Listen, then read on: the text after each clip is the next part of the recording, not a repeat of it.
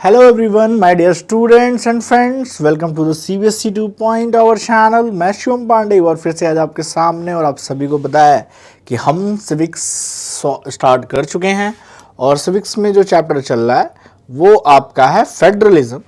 Federalism में अभी तक हमने फेडरलिज्म को समझा, टाइप्स ऑफ फेडरलिज्म समझा है, ठीक है, जैसे कि होल्डिंग टुगेदर, कमिंग टुगेदर में क्या डिफरेंसेस होते हैं, कौन सी कंट्रीज में फेडरलिज्म फॉलो किया जाता है और इसके टाइप्स वगैरह को हम ऑलरेडी डिस्कस कर चुके हैं।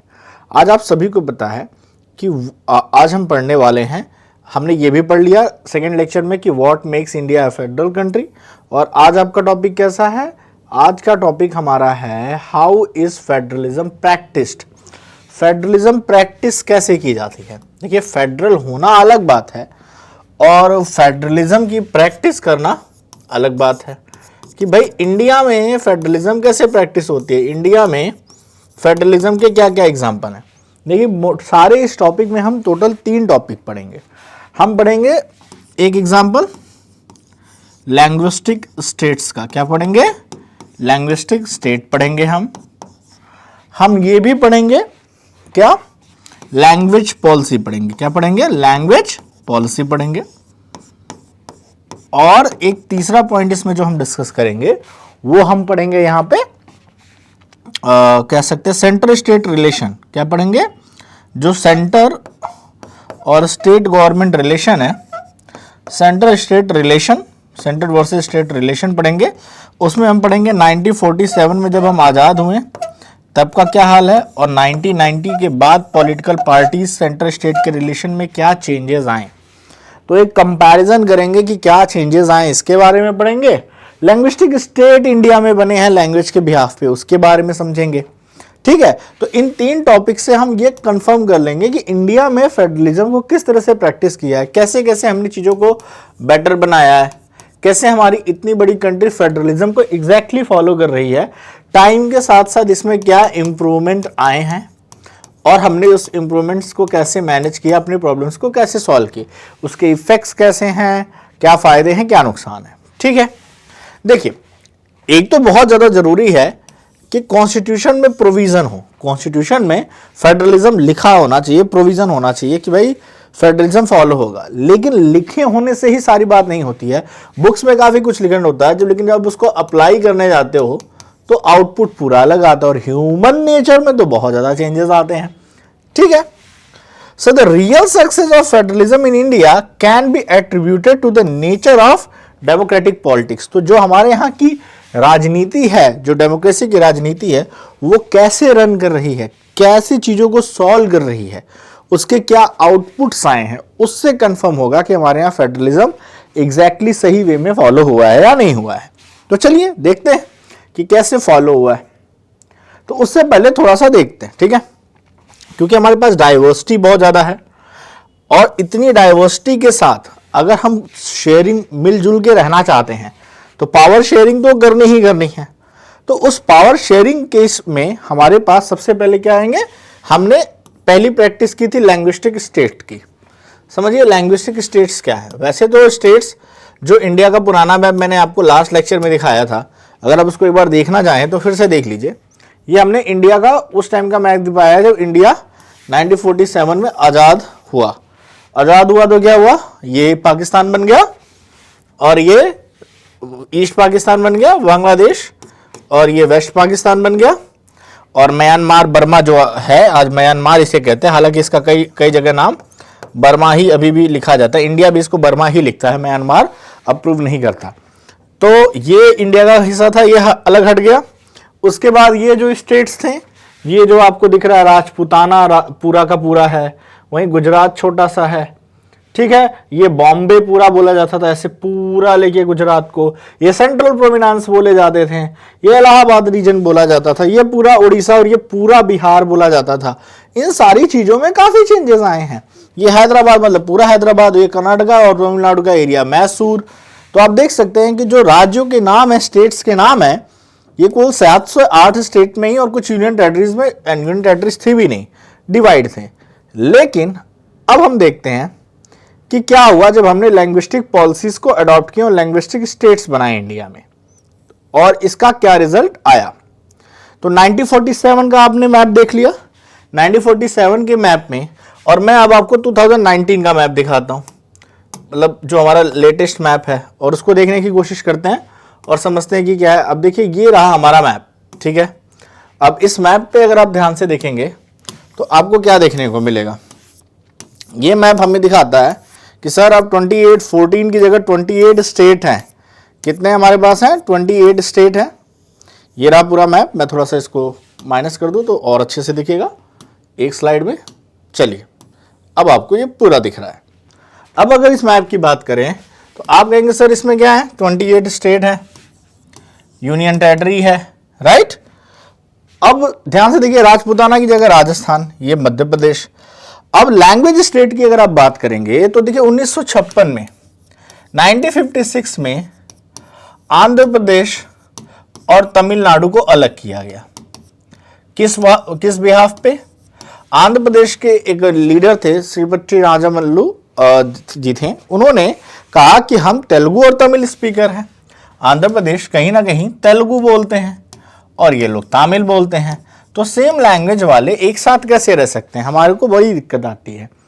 तो 1956 में इन्होंने प्रोटेस्ट चालू किया, बहुत लंबा प्रोटेस्ट चला, और जो सेंट्रल गवर्नमेंट थी, सेंट्रल गवर्नमेंट पहले तो एग्री नहीं हो रही थी, दे डू नॉट एग्री, क्योंकि हमारे कॉन्स्टिट्यूशन में भी ऐसा मेंशन था कि हम भाषा के बिहाफ पे कोई भी बदलाव नहीं करेंगे। उसका कारण था क्या कि धर्म के बिहाफ पे हमने ऑलरेडी नेशन को डिवाइड किया था, और वो जो नेशन डिवाइड हुआ था उसमें देखा गया था कि कितना ब्लड शेड हुआ था।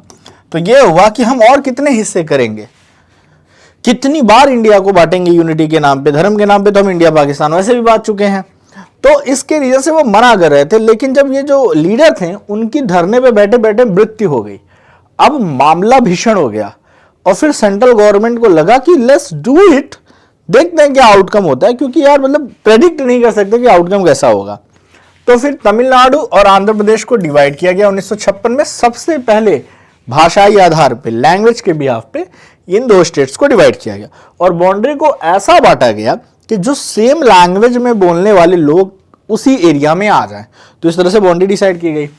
फिर यहीं पे गुजरात और महाराष्ट्र में भी यही देख लीजिए, बॉम्बे था, बॉम्बे को डिवाइड कर दिया गया महाराष्ट्र मराठी स्पीकिंग और गुजराती स्पीकिंग में, गुजराती गुजरात, महाराष्ट्र मराठी।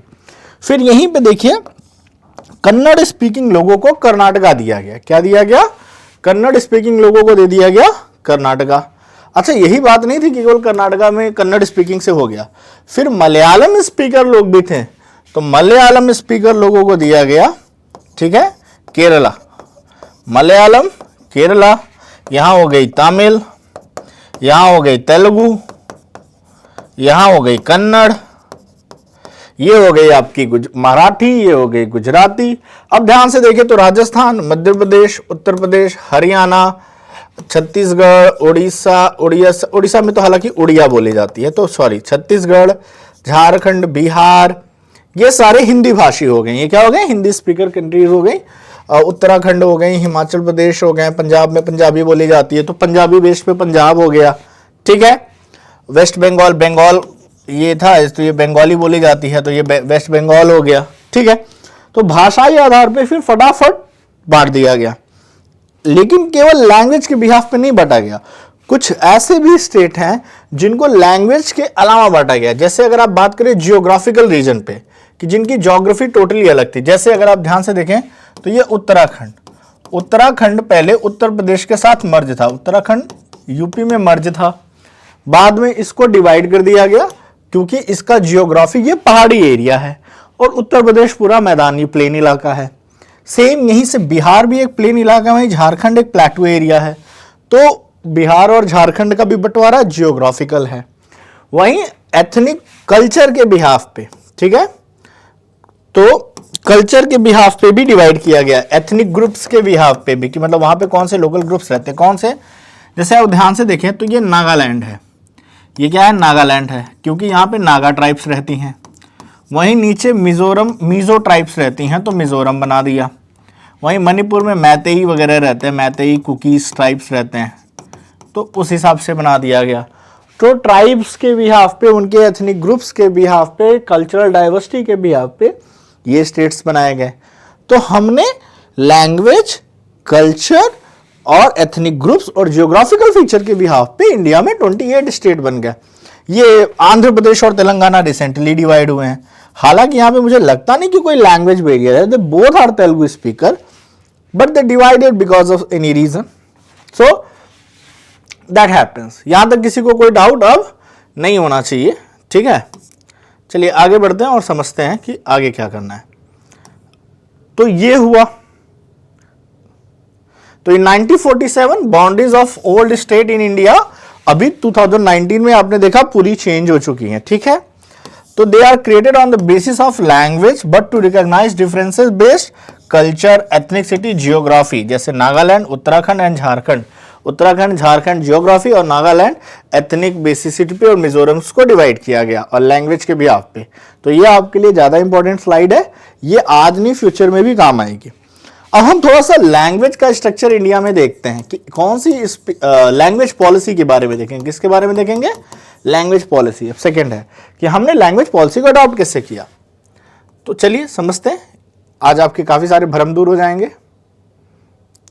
तो ये पूरी कहानी मैंने आपको ऑलरेडी समझा दी कि भाई पहले मना कर रहे थे, फिर दे दिया। पहले तो रेसिस्ट किया लैंग्विस्टिक स्टेट पे, बट एक्सपीरियंस ने बताया कि लैंग्विस्टिक स्टेट बनने के बाद एडमिनिस्ट्रेशन में काफी आसानी हुई। एडमिनिस्ट्रेशन में क्या हुई? काफी आसानी हुई, लोगों की अंडरस्टैंडिंग बढ़ गई और पावर शेयरिंग भी हो गई और लोग सेटिस्फाई भी थे। तो ऐसा हुआ कि आउटपुट इसका अच्छा आया। कहने का मतलब यह है that was a good output, it was a good output, ठीक है। तो पहली प्रैक्टिस तो हमारी सक्सेसफुल रही। लैंग्वेज पॉलिसी की बात करते हैं। वैसे तो कई देशों में भाषाएं, जैसे कहीं इंग्लिश हो जाएगी, कहीं उर्दू हो सकती है, जैसे पाकिस्तान की उर्दू है। हालांकि उर्दू एक भाषा है कि नहीं इसका कोई प्रमाण नहीं है। उर्दू का व्याकरण जो ग्रामर है, समझिएगा, उर्दू का जो ग्रामर है, उर्दू का ग्रामर हिंदी का है, हिंदी का ही लगभग में पूरा ग्रामर उर्दू है, ठीक है। क्योंकि उर्दू कोई भाषा थी नहीं। मेरठ कोर माना जाता है, मेरठ का इलाका जो है वो पूरा कोर माना जाता है उर्दू का, ठीक है। फारसी शब्दों को क्या किया गया? फारसी शब्दों को उठा के हिंदी में मिक्स किया गया और उसी के ग्रामर पे सेट कर दिया गया और वहीं से बन गई उर्दू। पाकिस्तान क्योंकि एक इस्लामिक कंट्री है तो उसने अपनी मातृभाषा बोल दिया कि हमारे यहाँ उर्दू। हालांकि पाकिस्तान में उर्दू बहुत कम ही बोली जाती है। पंजाब रीजन का पंजाबी बोलेगा, सिंधी बोलेगा, मुल्तानी बोलेगा, पेशावरी बोलेगा, पश्तो बोलेगा। उर्दू हार्डली लोग बोल पाते हैं, ठीक है। पाकिस्तान का कोई भी वीडियो आपको अच्छे से समझ में आ जाता है उनकी लैंग्वेज। तो ये प्रॉब्लम है। Our constitution did not give the status of national language to any language. हमारी कोई भी नेशनल लैंग्वेज है ही नहीं, क्योंकि अगर यहां पे हमने नेशनल लैंग्वेज हिंदी बना देती ना तो वो बवाल कटा होता कि पता चलता है इंडिया के 10-12 टुकड़े हो जाते हो और लैंग्वेज भले वन होती बट राज्य कंट्री बहुत ज्यादा होती। हिंदी को ऑफिशियल लैंग्वेज बनाया गया। देखिए हमारे यहाँ ऑफिशियल लैंग्वेज है, टोटल 22 ऑफिशियल लैंग्वेज हैं, एक हिंदी प्लस 21 अदर। क्योंकि हिंदी केवल 40% इंडियंस बोलते हैं और समझते 50% हैं। बोलना, लिखना, पढ़ना, और जैसे कि अदर स्टेट्स में हिंदी अब समझी जाती है। 2011 का डेटा बता रहा है, मुझे लगता है 2022-23 तक हिंदी लगभग में 60% लोग समझ लेंगे, पढ़ने लिखने वालों की संख्या भी, क्योंकि फर्स्ट सेकंड लैंग्वेज रखी जाती है। Therefore, there were many safeguards to protect other language। तो इसलिए 21 अदर लैंग्वेज को हमारे यहाँ 8th शेड्यूल, हमारे कॉन्स्टिट्यूशन का एक हिस्सा है 8th शेड्यूल। इस 8th शेड्यूल को लैंग्वेज शेड्यूल भी कहते हैं, क्योंकि लैंग्वेज से रिलेटेड जो भी प्रोविजन है उसमें कोई भी बदलाव करना है या कुछ भी चेंजेस लाने होंगे तो वो कहाँ जाएंगे? हम 8th शेड्यूल में चले जाएंगे। तो यहाँ पे मेंशन किया गया कि स्टेट अपनी ऑफिशियल लैंग्वेज रख सकते हैं और most of the government works उनकी ऑफिशियल लैंग्वेज में होता है। गुजरात में गुजराती में, महाराष्ट्र में मराठी में, तमिल में, तेलुगु में, वो वहां का पेपर वर्क होगा। तो इस तरह से क्या हुआ, श्रीलंका ने जहां पे केवल सिंहल को इंपॉर्टेंस दिया, हमने क्या किया, हमने कॉटियस मतलब थोड़ा संभल के किया श्रीलंका के एग्जाम्पल से कि भाई हिंदी को आप थोपिए मत, अच्छा, कॉन्स्टिट्यूशन में यह क्लियर किया गया था कि द यूज ऑफ इंग्लिश, जो स्टेट्स हिंदी नहीं बोलते हैं, हिंदी अडॉप्ट नहीं करना चाहते हैं, वो अपनी लोकल लैंग्वेज के साथ, जो भी रीजनल लैंग्वेज है उसके साथ इंग्लिश अडॉप्ट कर लें, थोड़ा सा सीख लें। तो ऑफिशियल पर्पस को 1965 में इंग्लिश का यूज रोक दिया जाएगा, 1965 तक इंग्लिश रखा जाए, फिर धीरे धीरे हिंदी सिखा दी जाएगी, ऐसा मतलब सोचा था कॉन्स्टिट्यूशन मेकर्स में जब ये प्रोविजंस हुए। लेकिन साउथ में जो हमारे कई स्टेट हो या नॉर्थ ईस्ट में, उन्होंने क्लियर बोला कि non Hindi speaking state demanded कि इंग्लिश को कंटिन्यू कीजिए, क्योंकि हिंदी से हमारा कल्चर खराब होगा, फिर नॉर्थ हमें डोमिनेट कर लेगा, नॉर्थ की पॉलिटिकल पार्टी डोमिनेट करेंगे, हमारा कल्चर खराब हो जाएगा। ऐसे कई सारे रीजन दिए गए। और क्योंकि कंटिन्यू डिमांड उठ रही थी, तो सेंट्रल गवर्नमेंट ने कहा कोई बात नहीं, एक काम करो, हिंदी भी रख लो और इंग्लिश भी रख लो ऑफिशियल पर्पस के लिए। जैसे कि अब सेंटर से कम्युनिकेशन करना है तमिलनाडु या आंध्र प्रदेश गवर्नमेंट को या गुजरात गवर्नमेंट को या महाराष्ट्र गवर्नमेंट को, तो वो इंग्लिश का यूज करेंगे। वहीं उत्तर प्रदेश या सेंट्रल वाले बिहार वाले हिंदी का भी यूज कर सकते हैं, क्योंकि सेंट्रल गवर्नमेंट दोनों लैंग्वेज में अपना काम चला लेगी। तो दोनों वे ऑफ कम्युनिकेशन है कि जो नॉन हिंदी स्पीकर है वो इंग्लिश यूज कर ले और जो हिंदी स्टेट है वो हिंदी यूज कर ले। इससे क्या सब खुश, क्योंकि इंग्लिश को मान्यता मिल गई यहां पे। अच्छा, बहुत सारे क्रिटिक्स ने इसको बोला कि भाई ये गड़बड़ है, ये गड़बड़ है, ठीक है। तो सबको था कि think that solution favoured the English speaking elite, कि जो इंग्लिश स्पीकर्स हैं उनके लिए तो फेवरेबल हो गया कि इंग्लिश की डिमांड बढ़ जाएगी एंड ऑल। लेकिन इसमें इसलिए कहा गया कि अच्छा कोई बात नहीं है, हिंदी को प्रमोट किया जाएगा। ये क्लियर बोला गया कि Hindi will be promoted but it doesn't mean that it will be imposed. ऐसा नहीं कि किसी पे थोप दिया जाएगा, नहीं हिंदी बोलो ही बोलो, प्रमोट किया जाएगा। नहीं फर्स्ट लैंग्वेज तो सेकंड लैंग्वेज में पढ़ेगा बच्चा, थर्ड लैंग्वेज में पढ़ेगा, बट पढ़ेगा। जो बोर्ड पैटर्न्स हैं उसमें फर्स्ट नहीं, सेकंड नहीं, थर्ड लैंग्वेज। और मुझे लगता है अगर आप हिंदी जानते हैं तो इंडिया की किसी भी स्टेट में सर्वाइवल आपका बड़ा आसान हो जाएगा। आपको कई सारे जगहों पे इसके फायदे मिलेंगे, मेरा ऐसा मानना है, ठीक है। So restructuring the centre state, okay. तो इस तरह से क्या हुआ कि हमने यहां पे बहुत अच्छे से तो इसको प्रमोट किया जाएगा। द फ्लेक्सिबिलिटी जो दिखाई पॉलिटिकल लीडर्स ने, इससे हमने श्रीलंका वाली सिचुएशन से खुद को बचा लिया। हमारे यहां सिविल वॉर नहीं हुआ, नहीं तो सिविल वॉर हमारे यहां भी होता, आपस में लोग लड़ते, ठीक है। तो समझ में आ गई लैंग्वेज पॉलिसी में। लैंग्वेज पॉलिसी सीधी सीधी 22 ऑफिशियल लैंग्वेज रखी गई, ठीक है। सेंटर से अगर आपको कोई बातचीत करनी है तो आप हिंदी और इंग्लिश दोनों का यूज कर सकते हैं। अगर आप अलग स्पीकर है, इंग्लिश स्पीकर नहीं है, हिंदी स्पीकर नहीं है, तो आपकी जो भी रीजनल टंग है वो अपने स्टेट में यूज कीजिए और इंग्लिश का यूज करके आप सेंट्रल गवर्नमेंट के जो भी कामकाज है उसको कर सकते हैं। तो इस तरह से क्या हुआ, पूरा फ्लेक्सिबल है, पूरा फ्लेक्सिबल है। हमारे यहाँ कोई विवाद नहीं है भाषा को लेके, हमने सबको रिस्पेक्ट दी है। 22 लैंग्वेज मजाक नहीं होती हैं, बहुत बड़ी बात होती है। अभी मैं लैंग्वेज की लिस्ट भी आपको दिखाऊंगा, ठीक है। तो चलिए पहले लैंग्वेज लिस्ट देख लेते हैं, फिर सेंटर स्टेट रिलेशन पे आएंगे। चलिए पहले लैंग्वेज लिस्ट देखिए। लैंग्विस्टिक डाइवर्सिटी पहले अच्छे से समझेंगे, फिर सेंट्रल स्टेट रिलेशन को समझेंगे। तो लैंग्विस्टिक डाइवर्सिटी की अगर आप बात करेंगे तो आप ध्यान से देखिए यहाँ पे, how many language do we have in India. ये डिपेंड करता है कि आप किस तरह से काउंट करते हैं। 2011 के सेंसस के अकॉर्डिंग 1300 डिस्टिंक्ट लैंग्वेज थी। हालांकि कई सारी मदर टंग्स को अगर हम मर्ज कर दें, जैसे कि अगर आप बात करें बिहार में बोलने वाले भोजपुरी, मगधी, अवधी, बुंदेलखंड, छत्तीसगढ़ी, राजस्थानी और ऐसी बहुत सारी लैंग्वेज को जब ग्रुप किया, क्योंकि वो कहीं ना कहीं हिंदी के अलग अलग वर्जन हैं, ठीक है, तो फिर हमारे पास मिली 121 मेजर लैंग्वेज पाई गई। लेकिन पूरे 121 मेजर लैंग्वेज में भी हिंदी मेजर लैंग्वेज है, क्योंकि 44 से ज़्यादा % लोग बोलते हैं। और तो मतलब जिसका परसेंट एटलीस्ट 1%, 0.5% से ज़्यादा हो, उसको कंसीडर करना इजी रहता है। तो हमारे कॉन्स्टिट्यूशन ने 22 लैंग्वेज को टाइम टू टाइम जोड़ा है। धीरे पहले स्टार्टिंग में 14 थी, फिर 4 जोड़ा, 3 जोड़ा, ठीक है, 17 किया, फिर जोड़ा, ऐसे जोड़ते गए। पहले 1 जोड़ा, 15 किया, फिर 3 जोड़ी, फिर 4 जोड़ी, ऐसे 14 1 15, 15 3 18, 4 22, इस तरह से जोड़ी गई लैंग्वेजेस को। तो 8th शेड्यूल ऑफ कॉन्स्टिट्यूशन में इन लैंग्वेजेस को जोड़ा गया, ठीक है। अब सवाल यह है कि जब इन लैंग्वेजेस को जोड़ दिया गया तो इसका मतलब क्या हुआ, और अदर जो लैंग्वेजेस आई, ठीक है, जो अदर लैंग्वेज आई उनको कहा गया non schedule language. Other languages को क्या बोला गया? नॉन शेड्यूल, मतलब जिसको गवर्नमेंट ऑफिशियल लैंग्वेज नहीं मानती। अच्छा, इन 22 का मतलब क्या हुआ? अब ये समझिए, इसका मतलब ये हुआ कि भाई ये जो 22 लैंग्वेजेस हैं इसमें केवल हिंदी मदर टंग 44% है, लेकिन अदर की हो सकती है कि सेकेंड या थर्ड लैंग्वेज हो। इसका मतलब अगर ध्यान से देखा जाए तो सेकेंड या थर्ड लैंग्वेज की तरह जानने वाले के टोटल परसेंट लिया जाए तो 2011 का डेटा कहता है कि ये 50% है। 2023 का डेटा इसको और आगे लेके जाएगा, इसकी मैं गारंटी दे सकता हूं। ठीक है, only 0.02% Indians recorded as their mother tongue English and another 11% only knew English as a second or third language. They know but they don't use it. That is 11%, but they know but they don't use in their regular talks. Okay? अब इस table से हमें क्या पता चला? इस table से अगर आप ध्यान से देखें तो आपको पता क्या चलता है कि ये देखिए, आसामी बोली जाती है 1.26%, ये 2011 का डेटा है। Bengali second most popular language है इंडिया में, अगर आप ध्यान से देखेंगे।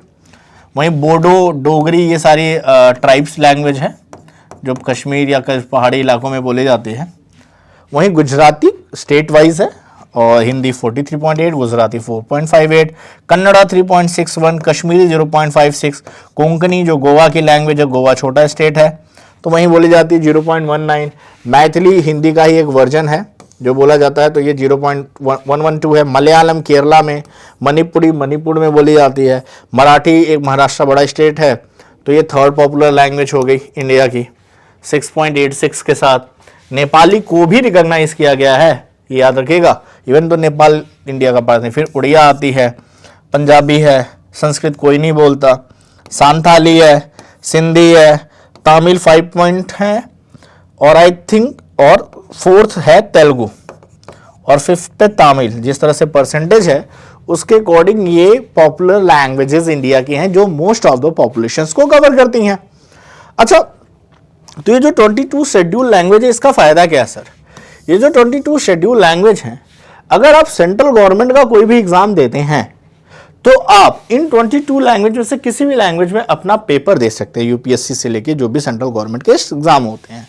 ये फायदा होता है कि ऑफिशियल लैंग्वेज का मतलब है कि दीज 22 लैंग्वेज में आपको पेपर्स प्रोवाइड किए जाएंगे, you can give the government exams in that languages. Okay, तो लैंग्वेजेस को पूरा का पूरा यहां पे प्रमोशंस दिया गया है।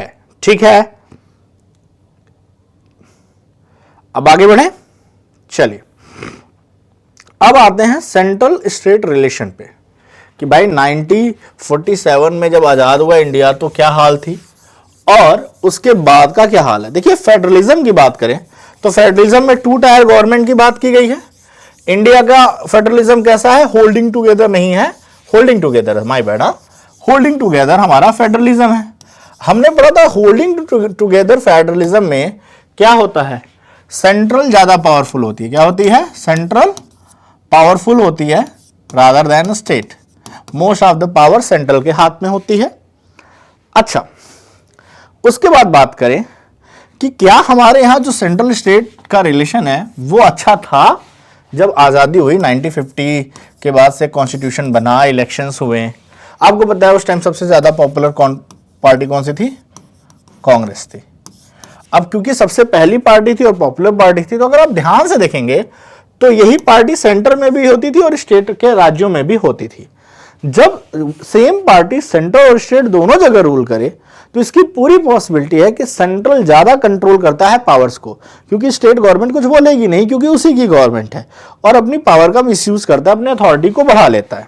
ठीक है, तो इसमें क्या हो गया कि फिर दिक्कत आती है, फिर पता नहीं चलता, सेंट्रल स्टेट अपनी पावर्स को एंजॉय नहीं करता। ठीक है, तो यहां पे अरेंजमेंट्स तो कॉन्स्टिट्यूशन में है, लेकिन ये बहुत ज्यादा डिपेंड करता है कि रूलिंग पार्टी जो है वो उस अरेंजमेंट को कैसे फॉलो करती है।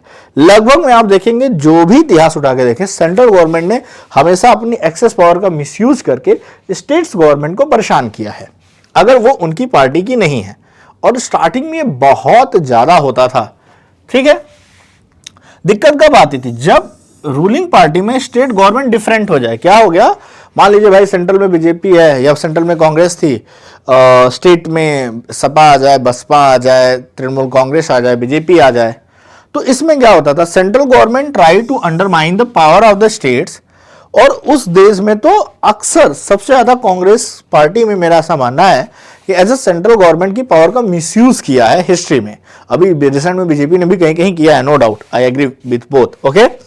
तो यहां पे क्या होगा, वो स्टेट गवर्नमेंट को डिसमिस कर देते थे जो राइवल पार्टीज के थ्रू कंट्रोल किए जाते थे। जैसे 1975 की जो इमरजेंसी है, इंटरनल इमरजेंसी, सबसे बड़ा मिसयूज है इंदिरा गांधी जी ने दबा के मिसयूज किया।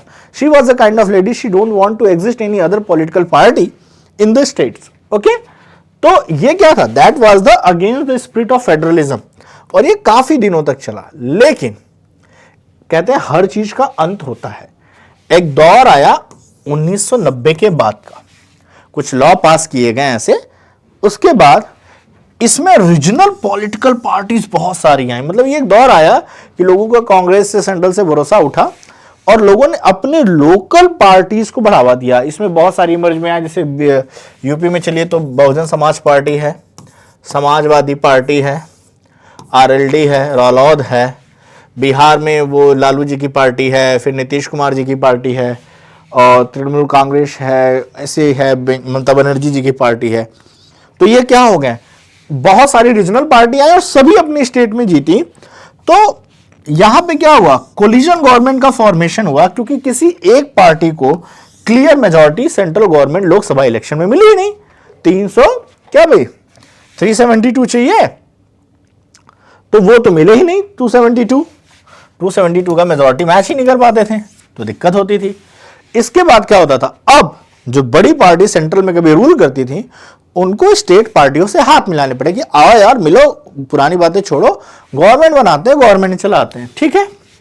तो into an alliance with the many including several regional party to form a government. जैसे बोला गया, एक आपको जानते हैं कांग्रेस को यूपीए भी कहा जाता है, ठीक है, और एक बीजेपी प्लस उसके एनडीए कहा जाता है। इसको कहते हैं नेशनल डेमोक्रेटिक अलायंस। जब बीजेपी अपने साथी पार्टियों के साथ, लोकल रूलर्स के साथ गवर्नमेंट बनाती है, तो इसे कहते हैं नेशनल डेमोक्रेटिक अलायंस। और यूपीए का मैं अभी जस्ट भूल गया, लास्ट में अलायंस ही है,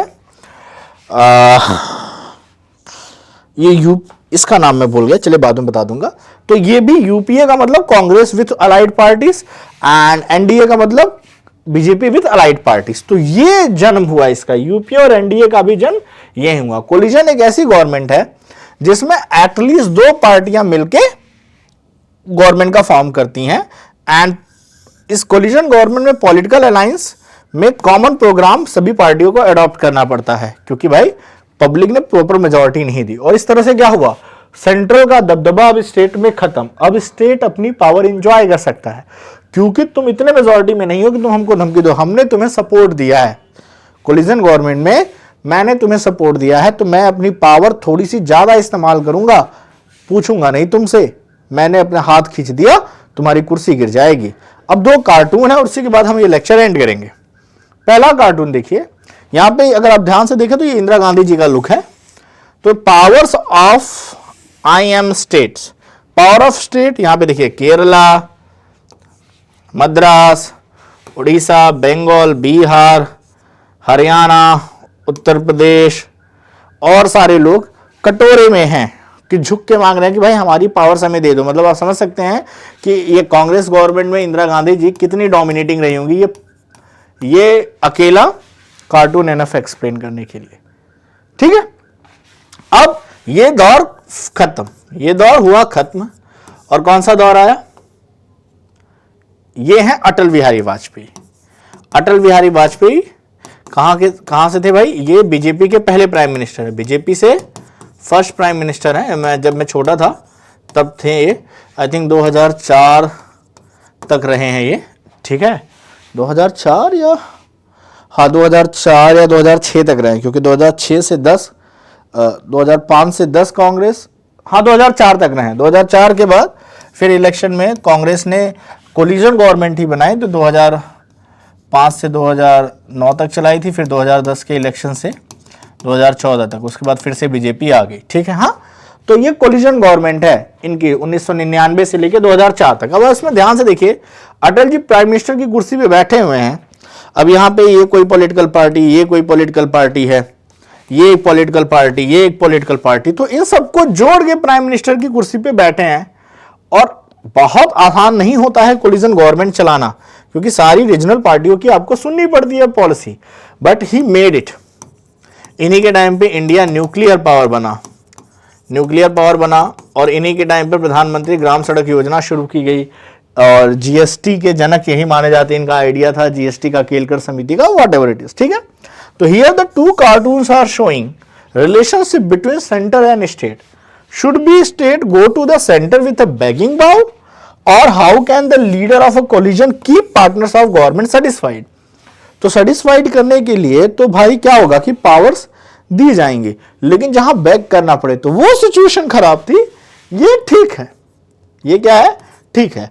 इसके बाद क्या हुआ, इसके बाद This led a new culture of power sharing and respect for the autonomy of state government, and इस ट्रेंड को सबसे ज्यादा सपोर्ट मिला सुप्रीम कोर्ट के, कि ये बहुत डिफिकल्ट हो गया सुप्रीम कोर्ट के जजमेंट के बाद, ये डिफिकल्ट हो गया कि सेंट्रल गवर्नमेंट किसी भी स्टेट गवर्नमेंट को डिसमिस कर दे कि ये वहां से अच्छी व्यवस्था नहीं चला पा रहे हैं, यहाँ की गवर्नमेंट को मैं बर्खास्त करती हूं या करता हूं। This federal power sharing is more effective today than it was the early year after the constitution came into force. तो आज देखें, मान लीजिए बीजेपी की मोस्ट हाउस सरकार है, पर सारी जगह नहीं है। तेलंगाना में अभी कांग्रेस जीती, कर्नाटक में कांग्रेस जीती, केरला में वहां की लोकल पार्टीज होती हैं, तमिलनाडु में एआईडीएमके या डीएमके होती है, बंगाल में ममता बनर्जी जी हैं, मिजोरम में अलग पार्टी जीती है, ठीक है, पंजाब में आम आदमी सरकार है, दिल्ली में आम आदमी सरकार है, ठीक है। तो महाराष्ट्र में भी थोड़ा बहुत विवाद चलता रहता है, ऊपर नीचे उठापटक लगी रहती है। तो अगर आप इन सब में देखें तो आपको कहीं लगता है ऐसा कि आज सेंट्रल बहुत ज्यादा परेशान कर पाती है? सेंट्रल ने सबसे ज्यादा परेशान किया दिल्ली में, क्योंकि दिल्ली गवर्नमेंट वैसे भी यूनियन टेरिटरी की लोकल गवर्नमेंट है, वो स्टेट गवर्नमेंट भी नहीं है।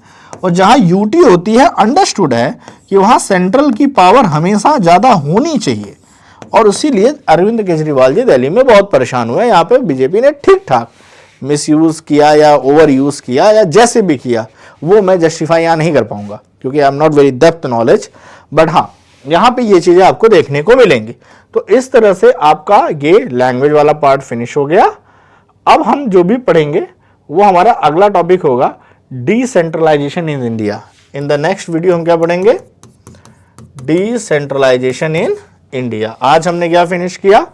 हमने फिनिश किया how is the federalism practice.